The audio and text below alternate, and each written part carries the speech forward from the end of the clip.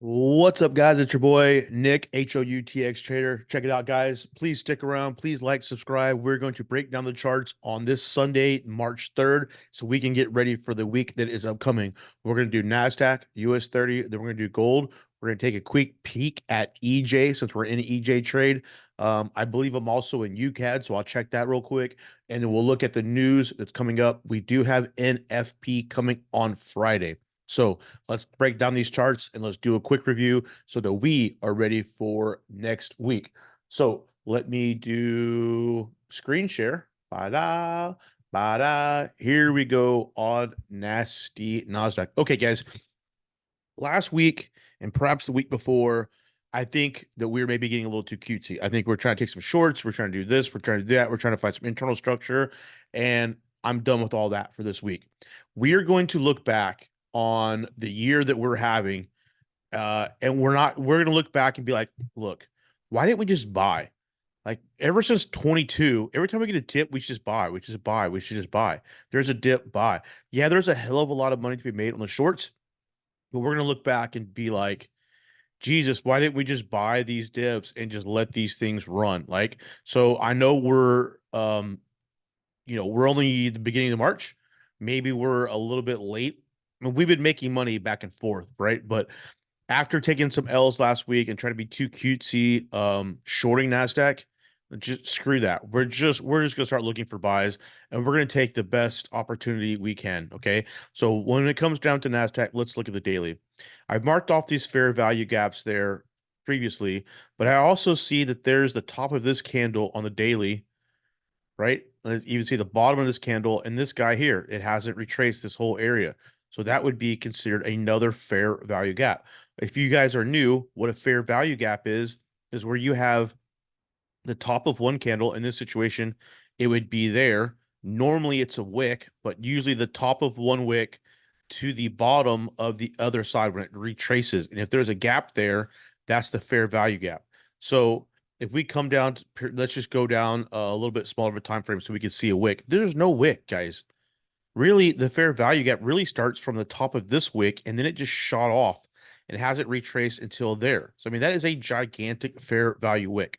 So, what do? We need to target this situation. We need to find an entry in this area where we can buy. Well, guess what? That really sucks for us because we're going to be sitting on our hands for quite a long time until we get down into this area. But guys, it is what it is. As of right now, I'm not going to try to get too cute and start shorting this market because it could do exactly what it just did. It gives us a push up. It gives us a flag, right? That barely, and it didn't even hit the 50% at this time because this is the high, right? It gives us a flag owned at 38.2 and then it takes off. I mean, how are we supposed to predict that? And how are we supposed to trade that on the short situation? We need to be looking at buys, but even then, I'm not really taking buys off the 38.2. Like I need a deeper retracement to that because NASDAQ is known for retracing down to the 78, 88.6 area. All right. I understand that it's super bullish. So I mean, hey guys, we're just gonna have to sit on our hands. It's the smart thing to do. We are trying not to lose money. We're trying to win money and put ourselves in the best situation. So for this upcoming week, I don't know if there's going to be an opportunity to trade NASDAQ. I hope there is, but I'm sure in the hell not going to get caught up looking for this little sell, right? I'm not interested in doing this right now. I'm just not. I'm just not interested in doing it. So I'm going to practice the patient game. And as a trader, we need to be patient. So what we know now is this right here is liquidity because this is where the market left and it left these wicks down here. Okay, so let's change the color of that to liquidity. All right. So this is liquidity down there. So what can we do? We can play this a couple different ways. If we want to be more risky, we could play this internal structure and look for a buy in this zone, which makes 100% complete sense. And we can continue to do this on a smaller time scale because we are not sure if it's even to come down to this buy zone down here. Eventually, one day it will, but I don't know if that's this week, next week, or 6 months from now. I have no idea, and neither does anyone else. All right. So we can label this a buy zone. We know it's there, but in the meantime, What if this thing comes down and gives us a small little, gives us a retracement, and then it takes back off? Well, we need to be in that trade. So how do we find that trade? So what ideally what we want to happen is this market to come down and retrace into this area, into this order block. Give us some sideways action for a day or two. Okay. And that in is going to set up liquidity on the top side and on the bottom side.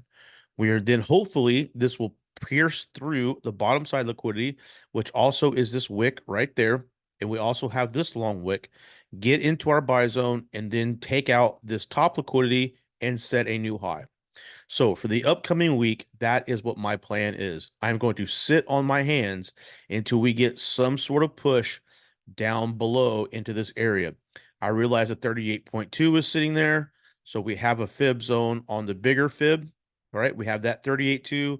We have this internal zone. I don't know exactly where we're going to take this entry. I don't know yet. But I do know that we have our fib zone that we like to buy in. I do know that we have the 38.2, which is really close. And I do know that there is this wick here, which is liquidity, and this long wick here, which I'd like to see get filled. I also understand that this is the last bit of buy and sell candles that led to this gigantic sell-off, which is what? It's the order block, all right? This is where the look at this, and we can actually expand this. Look at all this consolidation. All this was the banks putting in some, letting the market take it back down and sell off. Banks putting in some money, letting the market take back down. Put in money, let it down. Put in money, let the retail traders and other people think, oh, this is all-time highs. Da, da, da, da. Hey, you know what? It's what we did. We were selling. We're like, okay, look at this break internal structure, pull back, sell. Okay, pull back, sell, pull back, sell. There's pips to be had in there. But guess what happens? It's going to come down, it's going to hit this last candle, and then it's going to rocket off because the banks have been inputting money the entire time, buying, buying, buying a little bit by a little bit, and then they drop the bomb on everyone right there, and the thing fucking takes off. Okay. So what do we need to do? We need to come back down, let these people who were selling here get out of these trades. Look at this long candle right there. Let's see if we can't find an entry in this zone somewhere. Exactly where it's going to be, I don't know yet because this is not finished making highs. We're days away from this. So we'll figure this out when we get there. In the meantime, I'm just going to wait. Sorry, it's not exciting, but it's a smart thing to do.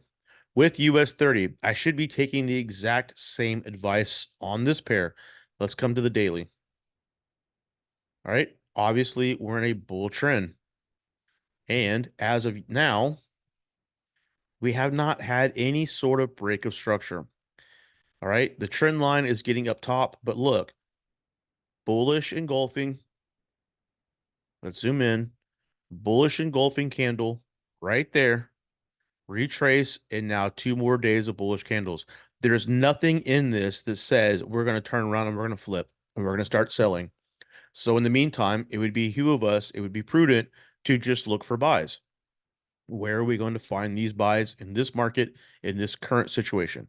Well, the first thing I see is we have a swing low here. Okay. And we fib that from top to bottom. Actually, already have the fib in there. There it is. We have broken this trend line to the upside, which could be the flag, right? If this is, there it is. So that would be the flag. This would be the flag pole. All right, there's your flag. There's nothing stopping this market from taking off and going to the moon right now. Therefore, we cannot buy right now. But what we can do is look, excuse me, we can't buy right now. What we can do is wait for it. All right, because in this situation, look at all these wicks that are right here and look at this gigantic wick right there. So let me actually delete this. Let's zoom in on this 4-hour chart and let's look, excuse me, undo that. Let's look at this situation right here. Move it up so we can see better. We do have a trend line starting here, right? You can draw it here, you can draw it there. The actual placement of the trend line doesn't really matter to me. What does matter to me is that we have, let me just use the paintbrush tool. We have liquidity, we have liquidity, and we have liquidity, okay? So I would like to see that get smashed. US 30, you might as well write this down, is known for this pattern. Up, right? It pushes up. It traces into the 5618 area, which is right here. It comes up, it hits the 236 area, which is right here, which is exactly what it's doing right now. It comes down to the 88.6, right? Not really the 78.6, more or less the 886, and then it pops off and sets a new high. Okay. And I'm hoping that's exactly what's happening right now. We've seen it millions of times. It loves to do this. And basically what it's doing is it's setting up liquidity on the bottom and in the form of this trend line, right? So we could make this a little smaller, but you get the idea. So what it's going to do to set an all-time new high is going to do just like what I said it needs to do.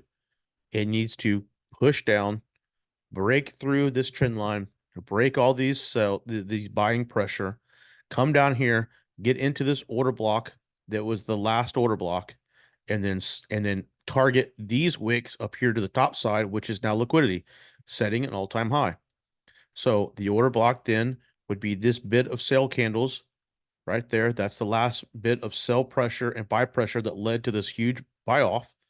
It's actually all of this sell, this buy, this back and forth, and then they dropped the bomb right there and it took off. Okay.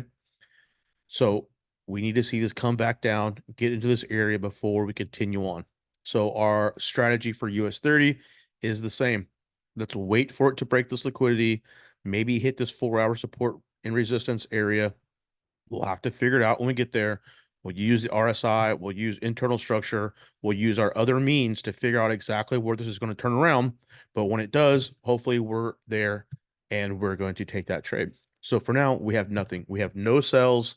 If you want to short this at the 236, go ahead, but I'm not doing it. It's too risky. This could have been the liquidity grab that it needs at this 5618 area, which is more than enough for it to retrace before it pops off and goes. I just think it needs to come a little bit deeper, so I'll be patient and wait for the deeper. If it doesn't, and it's its all-time high, hey, it is what it is. I'm sure the hell not buying right now, and I'm sure the hell not selling right now. It's in the middle of no man's land. The RSI is in the middle. There's no way. Wait for the sell. Goldie, same thing. For some odd reason, yesterday, or not yesterday, but last week, I was convinced that this needed to come back down one more time to grab some more liquidity before it took off. Well, guess what? It did not need that because if I was being more careful, I would have seen, and I've had this marked out the entire time, this buy zone.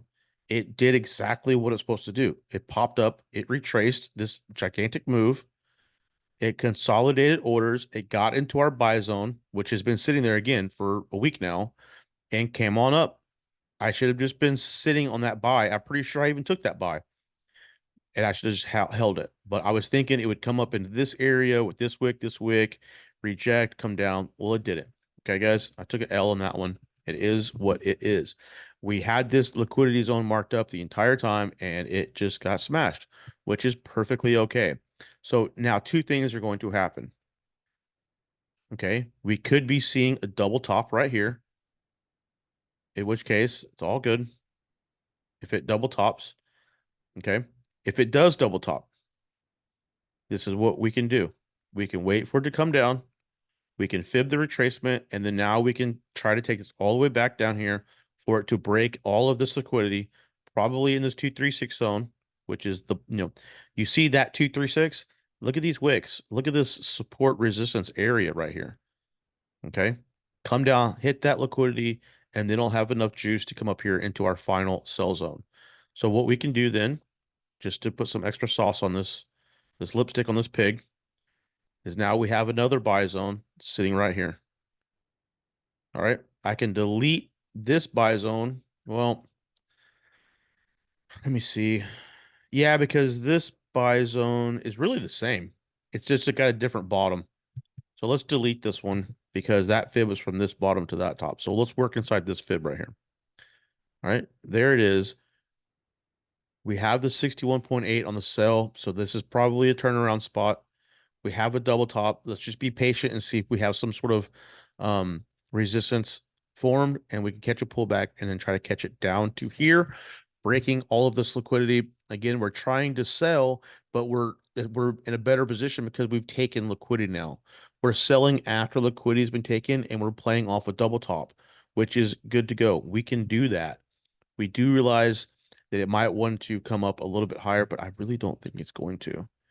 And here I go again, wanting to sell gold, and it's been very bullish. And when it's been this bullish is when we need to be extra patient. Okay. So just because it had 3 or 4 hours of sideways and drawdown doesn't mean jack squat, because look at that huge buy candle.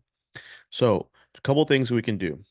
If you would like to buy this market, you need to wait until you hit this area in here. See if you can find support, turn in resistance.